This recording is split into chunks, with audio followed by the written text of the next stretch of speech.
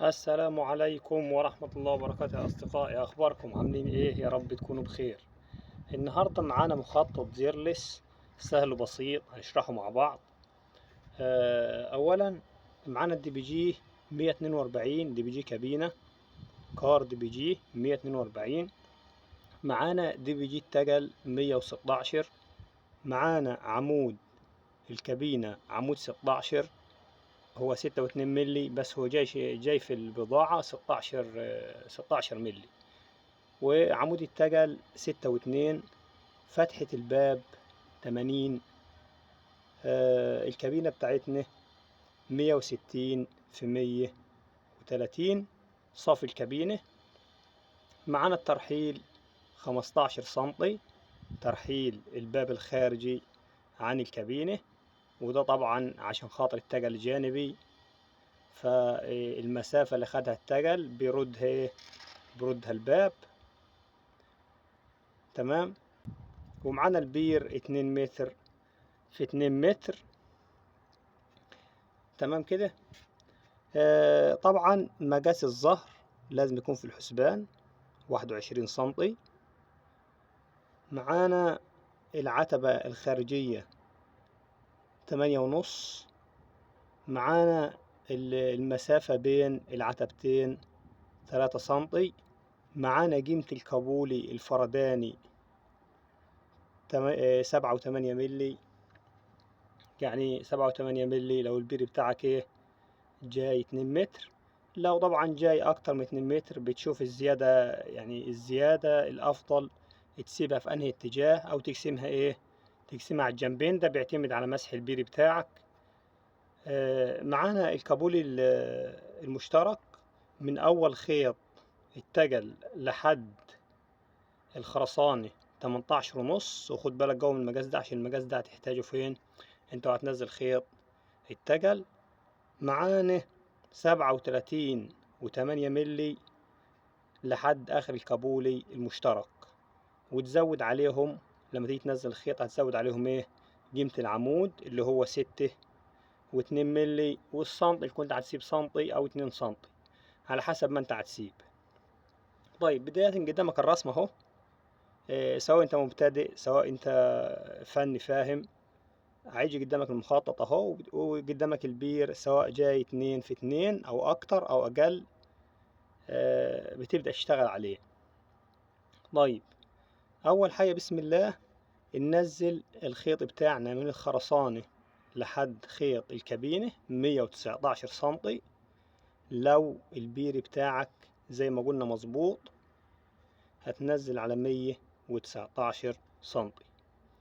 طيب نزلت على 119 بتنزل اول خيط كابينة، تسيب مسافة 7.8 ملي، 7 سنتي و8 ملي، وتزود عليهم قيمة العمود اللي هي 6 سنتي و2 ملي، يبقى عندك 14 سنتي أقل مقاس أنت هتنزل عليه.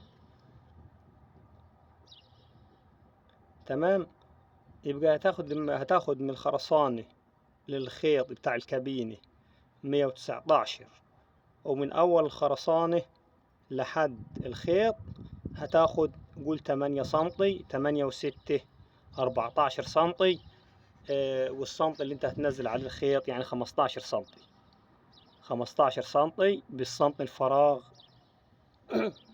اللي هيكون اللي هتكون سايبه طبعا في لما تيجي تقص الديمة او الخشبة بتاعة الدي بي جي، هتقص على 140 وهتسيب سنتي يمين وسنتي شمال. ده الطريقة اللي انا بشتغل بيها يعني.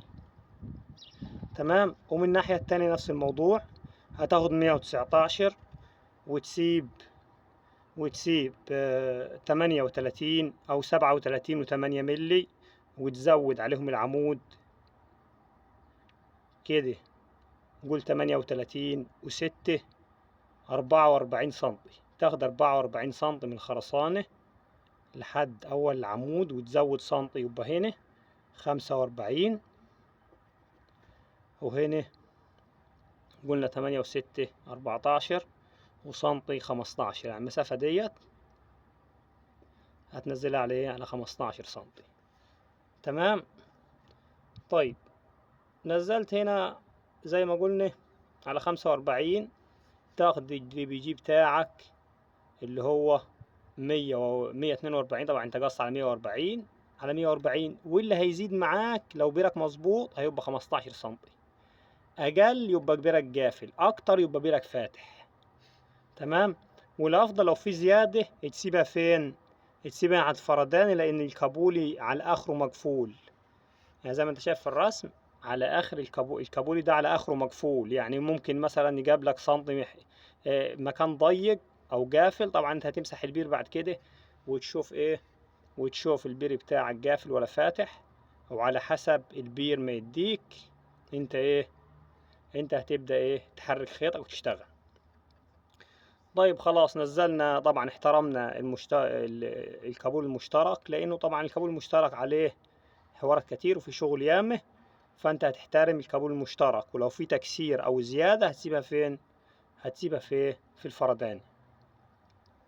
طيب تمام. خلاص نزلنا الخيطين بتوع الكابينة.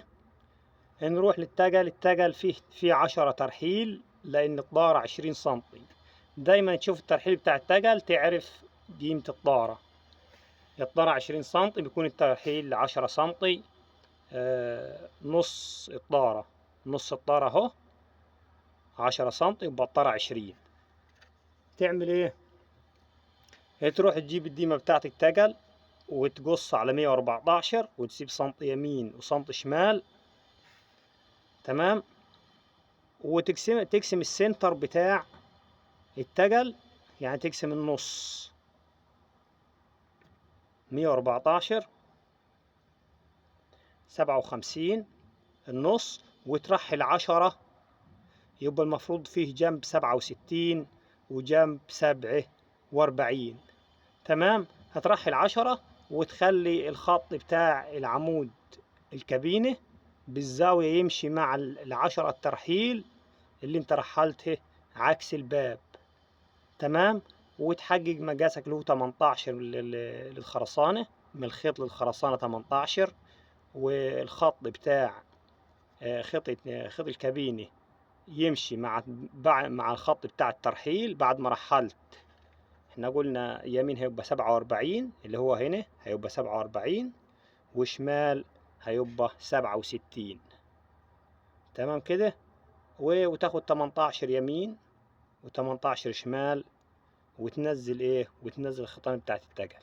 طيب بالنسبة للباب، الباب هتأكس. خلاص احنا نزلنا كده الكابينة والتقل زي ما قلنا. تاخد 18 من الخرسانة وترحل 10، وبالزاوية تمشي 10 مع ايه، مع الخيط بتاع الكابينة. خلاص ده خلاص خيط التقل نزل. طيب نروح للباب. الباب هتأكس أكس يمين وأكس شمال، وبعد كده ترحل ناحية التقل 15 سنتي ترحيل.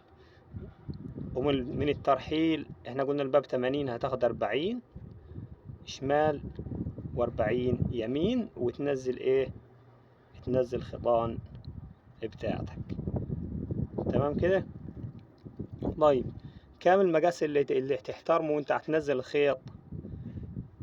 هتشوف ال 119 دول اللي انت خدتهم منين، من الخرسانة. وتشوف معاك 8.5 لعتبة خارجية، ومعاك 3 سنتي، يبقى 11 سنتي ونص. 11 سنتي ونص من الخرسانة. تمام كده. 11 سنتي ونص من الخرسانة. طبعا العتبة الخارجية قلنا ايه 8.5، والتلاتة سنتي يبقوا 11.5. تاخد من الخرسانة 11.5، أو تخصم 11.5 منين؟ من 119. وال11.5 دول تبقى أنت بعيد عن العتبة الخارجية ب3 سنتي، يعني منزل خيطك على الكابينة. الصح إنك أنت تنقص الأول وتدق الديمة بتاعتك أو تدق الخشبة بتاعتك على المقاس اللي احنا قلنا عليه، اللي هو تنقص 11.5 منين؟ من 119، هيديك 107.5. تمام. وتدق الخشبة بتاعتك تبقى ثابتة كده. بعد كده تأكس على الخشبة اللي انت دقيتها او الديمة اللي انت على حسب سجال او اي ما يكون اللي انت بتشتغل بيه، بس احنا بنشتغل بخشب يعني. على الديمة او الخشبة اللي انت دقيتها تدقها على المقاس ايه اللي انت خصمته ونقصته من 119 ونص اللي هو 107 ونص. نقصت ودقيت وثبت وريعت على مقاسك يمين وشمال. طيب بعد كده هتأكس يمين قد شمال وتحط نقطة وترحل 15 سنتي زي ما قلنا، وتاخد 40 يمين و40 شمال وتنزل خيطانك. تمام. وبعد كده طبعا بتمسح بيرك وتشوف البير بتاعك اشتغل على أقل مقاس. بعد ما تنزل خيطانك تاخد مقاس يمين بتاع الضلف، مقاس يمين وشمال بتاع الضلف، ومقاس الأمامي اللي هو 11 ونص. الأمامي 11 ونص شوفه زاد ولا قل، وتشوف الكابولي بتاعك لو زاد هل الكابولي هيجيبك ولا، ولو نقص هل الكابولي هيجيبك ولا. تمام. وبالنسبة برضه لما تيجي تنزل الخيطان بتاعت الكابينة تمسح بيرك على الكابولي.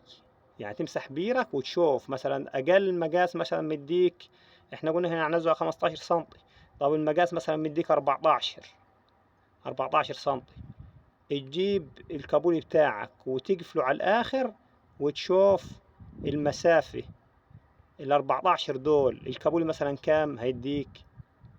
احنا قلنا الكابولي هنا حاطهولك هو 7 و8 يعني نقول 8 سنتي. طيب ده مقفول على الآخر ولا فيه يتقفل تاني؟ لو كده يبقى على، لو نقص سنتي بدل 15 بقيت 14 يبقى 6 و8، يبقى 6 و8 يعني يقول 7 سنتي مثال. هل ال7 سنتي هيجيبك مقفول ويخلي لك مسافة انك انت تجيب اللفت؟ ده طبعا بيعتمد على ايه؟ على الكابولي بتاعك انت تشوفه مقفول اخره على كام ومفتوح اخره على كام، سواء الكابولي الفردان او المشترك، وعلى كده بتمسح بيرك وتشتغل على اقل مقاس. لحد هنا الفيديو بتاعنا بيخلص. اتمنى الفيديو يعجبكم، ما تنسوش لايك واشتراك في القناة، واي حد عنده اي ملحوظة يتفضل يكتبها في التعليقات. والسلام عليكم.